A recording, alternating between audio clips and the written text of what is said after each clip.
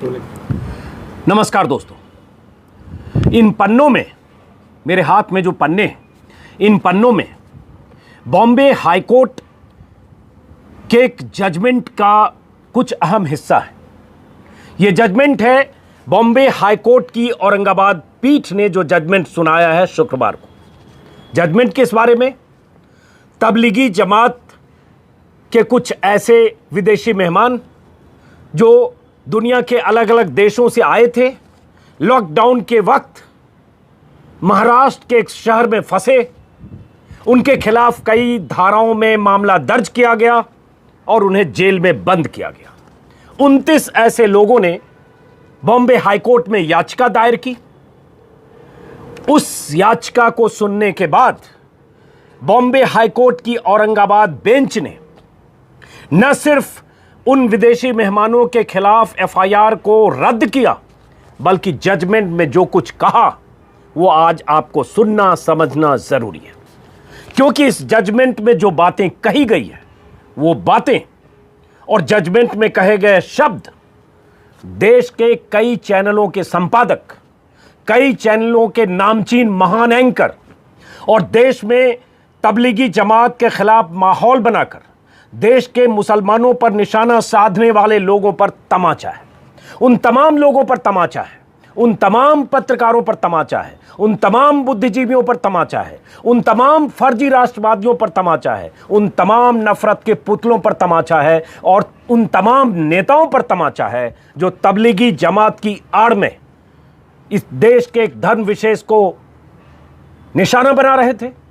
लगातार ऐसे इल्जाम लगा रहे थे कि तबलीगी जमात के जो लोग विदेशों से आए हैं या जो देश में हैं वो जानबूझकर देश में कोरोना फैलाना चाहते हैं। ये कोरोना बम है, ये कोरोना जिहाद है, ये इस्लामिक जिहाद है, न जाने क्या क्या कहा गया और चैनलों पर कहा गया। उन तमाम लोगों के लिए ये जजमेंट है। जजमेंट शुक्रवार का है, आपको सुना दे रहा हूं, लेकिन इस जजमेंट पर उन तमाम पत्रकारों, एंकर्स और संपादकों की महफिल में, शाम को सजने वाली बहसों की महफिल में कोई चर्चा नहीं होगी, इस पर कोई डिबेट नहीं होगा, इस पर कोई बात नहीं होगी, क्योंकि यह तमाचा उनके चेहरे पर है, यह तमाचा उनके उस अतीत पर है, उनकी उस मुहिम पर है जो उन्होंने चलाई थी हफ्तों हफ्तों तक। तो क्या है, सुनिए, कुछ लाइनें बताता हूं और उसके बाद क्यों तमाचा है यह बताता हूं। यह बॉम्बे हाईकोर्ट की औरंगाबाद पीठ का फैसला है।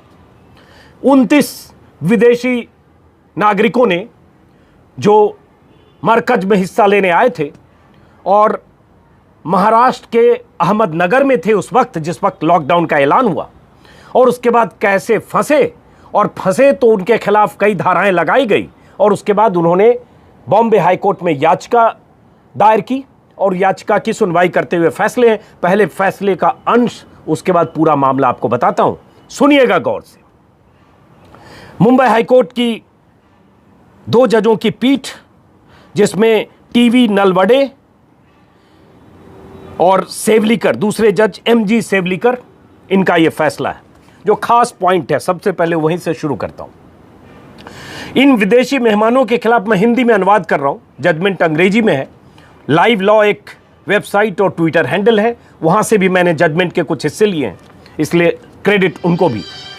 इस जजमेंट में कहा है, इन विदेशी मेहमानों के खिलाफ टीवी मीडिया और इलेक्ट्रॉनिक मीडिया में जमकर प्रोपेगेंडा चलाया गया। दिल्ली मरकज में आए लोगों के खिलाफ यह माहौल बनाने की कोशिश हुई कि ये विदेशी ही भारत में कोरोना फैलाने के लिए जिम्मेदार हैं, और अगर इसको देखें तो ऐसा लगेगा कि इन लोगों के खिलाफ बुरी तरह से उत्पीड़न किया गया। यह जजमेंट में लिखा गया है, यह बॉम्बे हाईकोर्ट के जजों ने लिखा है। जजों ने कहा है कि टीवी मीडिया और इलेक्ट्रॉनिक मीडिया ने विदेशों से आए मेहमानों के खिलाफ प्रोपेगेंडा किया, इस तरह से मुहिम चलाई जैसे लगे कि देश में कोरोना इन लोगों ने फैलाया। यह जजमेंट में लिखा गया। उस जजमेंट में आगे क्या लिखा गया वो भी बताता हूं। अलग अलग देशों से लोग आए थे, उन्होंने अपना पक्ष रखा, उन्होंने क्या कहा वो भी बताता हूं, लेकिन कहीं इस पर बहस क्यों नहीं हो रही है? जिन लोगों ने, जिन पत्रकारों ने, जिन राष्ट्रवादी पत्रकारों ने, जिन नफरत के पुतलों ने सोशल मीडिया से लेकर टेलीविजन मीडिया पर दिन रात बहसें की, दिन रात पेंट किया। एक चैनल के पत्रकार उछल उछल कर कहते थे ये इटली बनाने की कोशिश है, भारत को जानबूझकर आए, ये कोरोना बम है, चीखते रहे कई दिनों तक। लेकिन इस पर कोई बात नहीं होगी, क्योंकि ये तमाचा, ये जजमेंट उनके मुंह पर तमाचा है, जो तब हफ्तों हफ्तों तक चीखते रहे कि साजिश थी। लापरवाही एक अलग चीज है, साजिश, और साजिश के तौर पर उन्हें देश का दुश्मन बताया गया। और क्यों? क्योंकि उनका निशाना 1000-2000 मरकज के लोग नहीं थे, निशाने पर एक धर्म विशेष था, क्योंकि उनके भीतर जो नफरत थी वो मरकज के खिलाफ मुहिम में तब्दील होती रही हफ्ते हफ्ते तक। चलिए जजमेंट में क्या है। जजों ने लिखा, इन लोगों की धार्मिक गतिविधियों से कहीं ऐसा नहीं लगता, पता नहीं चलता कि ये लोग यहां धर्म परिवर्तन कराकर लोगों को इस्लाम धर्म में शामिल करने के लिए आए थे। इनकी भाषा भी हिंदी और उर्दू नहीं है, ये अलग अलग विदेशी भाषाओं में अरबी और फ्रेंच बोलने वाले लोग हैं, और कहीं जो दस्तावेज अदालत में आए हैं उससे भी इस बात की कोई पुख्ता जानकारी नहीं मिलती है। ये जजों ने कहा, जो खास ऑपरेटिव पॉइंट था। अब इसके बाद बहुत सारी चीजें हैं जो मैं बताने से पहले आपको जानकारी दे दूं कि हुआ क्या था। दरअसल 29 ऐसे लोगों ने याचिका दायर की जो इंडोनेशिया, घाना और 2-3 और देशों के नागरिक थे, तंजानिया और 2 और देश। इन लोगों ने याचिका दायर करके कहा कि वो आए थे जब भारत घूमने के लिए और तबलीगी जमात में हिस्सा लेने। तो उन्होंने जो लिखा है और जो कहा अपनी याचिका में बहुत अहम है, उसको भी सुनना पड़ेगा, और सुनिए। उन्होंने कहा था कि वीजा नियमों के मुताबिक उन्हें किसी भी मस्जिद या धार्मिक स्थल पर जाने की पाबंदी नहीं थी। उन्हें स्थानीय प्रशासन को सूचित करने के लिए भी उस वीजा के मुताबिक करना जरूरी नहीं था, लेकिन फिर भी उन्होंने ये किया। उसके बाद उन्होंने कहा कि वो भारत आए थे, वैलिड वीजा पर आए थे, वीजा के जो कायदे कानून थे उसका पालन करके आए थे। वे लोग भारतीय संस्कृति, परंपरा, मेहमान नवाजी और खान पान का अनुभव करना चाहते थे, इसलिए भारत आए थे। एयरपोर्ट पर लैंडिंग के बाद उनकी कोविड के लिए जो भी स्क्रीनिंग होती है, ज़रूरी स्क्रीनिंग हुई। स्क्रीनिंग के बाद उन्हें जाने दिया गया। उन्होंने मरकज में हिस्सा लिया और उसके बाद वो अहमदनगर गए।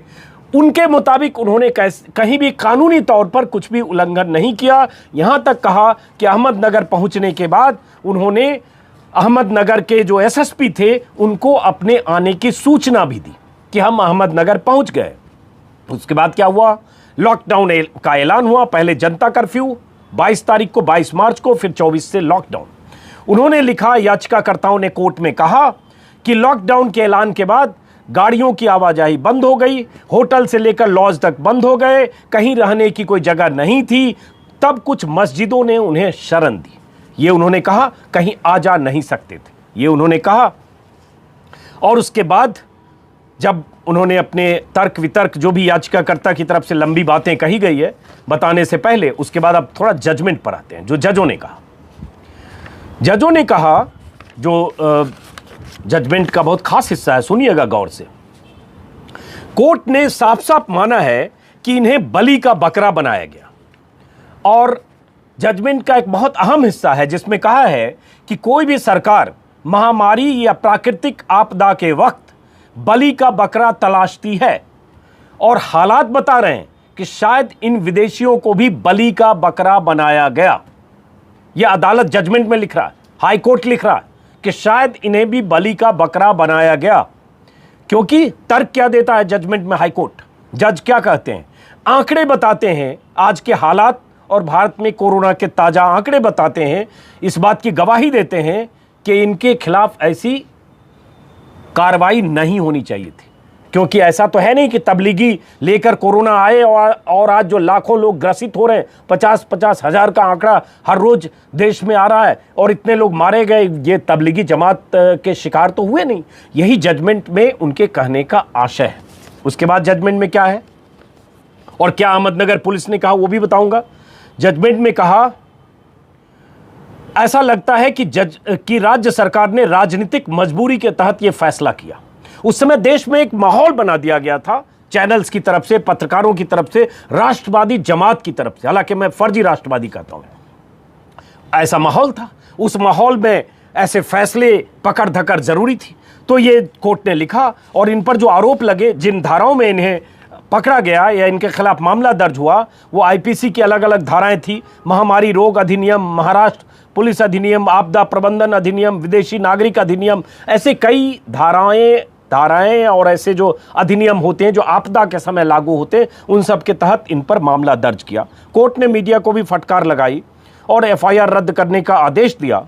और उसके बाद जो कहा कोर्ट ने, हालात को देखकर, ये जजमेंट के हिस्से को मैंने अनुवाद किया हिंदी में, तो हो सकता है एक दो लाइन उसको अनुवाद में शब्द का हेरफेर हो, लेकिन अनुवाद है। हालात को देखकर सवाल पैदा होता है कि क्या हम लोग अपनी संस्कृति और परंपरा के हिसाब से काम कर रहे हैं। यह जजमेंट में सवाल पूछा गया। कोविड की वजह से जो हालात पैदा हुए, उसमें हमें ज्यादा सहनशीलता दिखाने की जरूरत थी, ज्यादा संवेदनशील होने की जरूरत है। और इसमें सहनशीलता का अंग्रेजी में उन्होंने कहा टॉलरेंस, जिसको लेकर बहुत सवाल आज की तारीख में टॉलरेंस पर हो जाते हैं। टॉलरेंस ही लिखा हुआ, मैंने उसको हिंदी में अनुवाद किया, ये इसमें जजमेंट में कहा है।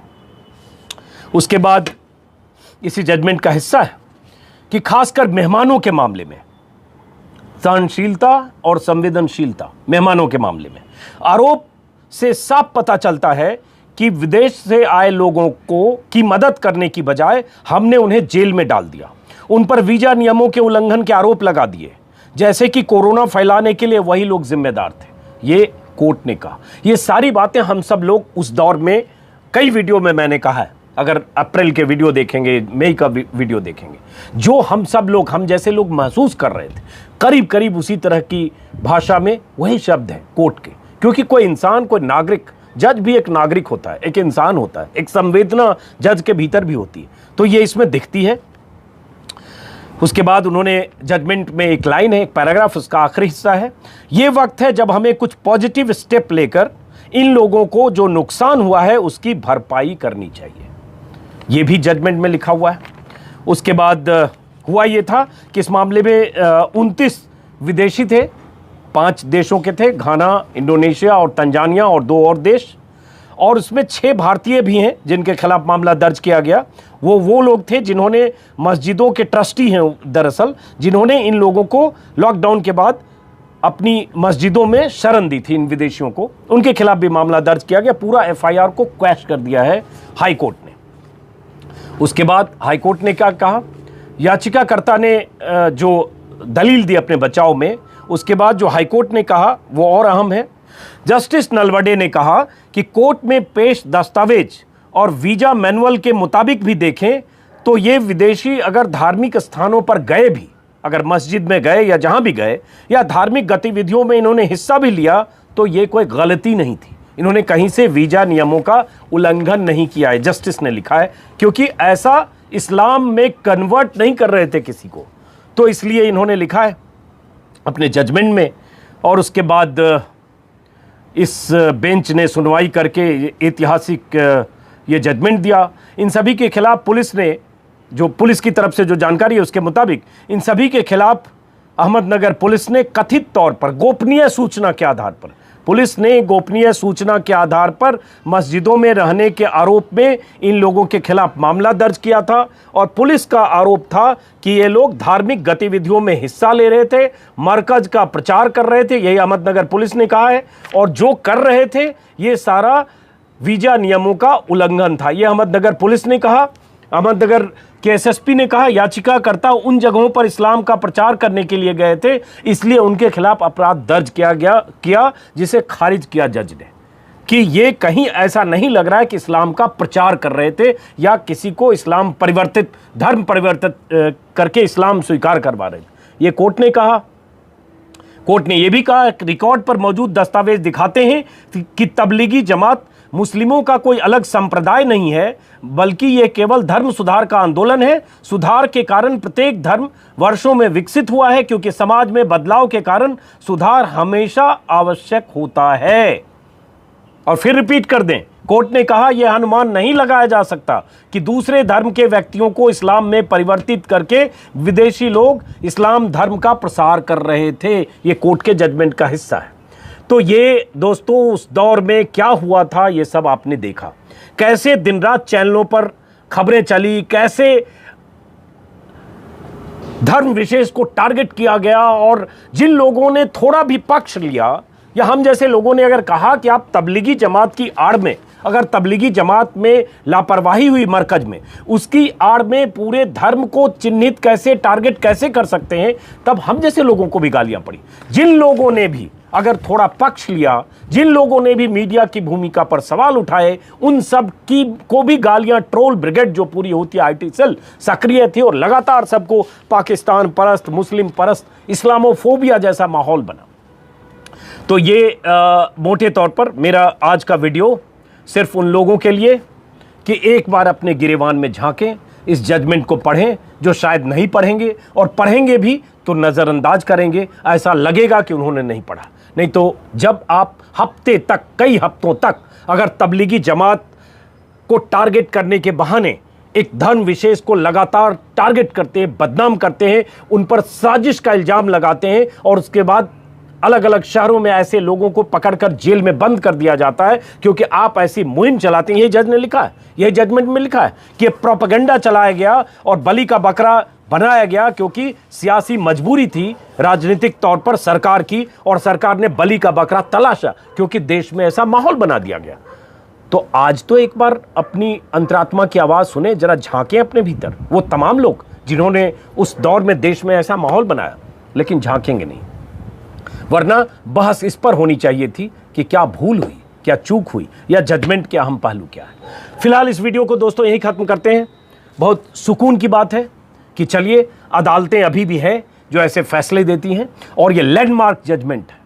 कई बार जजमेंट की लाइनें बहुत अहम होती है, ये लैंडमार्क जजमेंट है। इतिहास में याद रखा जाएगा कि ऐसा भी जजमेंट हुआ जब एक धर्म विशेष के लोगों को और विदेशी मेहमानों को, यही कोर्ट के जजमेंट में बार बार इनके मेहमान होने की अहमियत बताई गई है कि ये विदेशी भारत आए और हमने इनके साथ क्या किया, हमने इनका उत्पीड़न किया। जजमेंट के अलग अलग हिस्सों में यही बात कही गई है। मोटे तौर पर सारी बात मैंने बता दी दोस्तों। अगर आप में से किसी दोस्त ने, साथी ने मेरा वीडियो सब्सक्राइब नहीं किया है तो सब्सक्राइब करेंगे, अच्छा लगेगा, ताकि मेरी बात ज़्यादा से ज़्यादा लोगों तक पहुँचे। आप सभी दोस्तों को नमस्कार।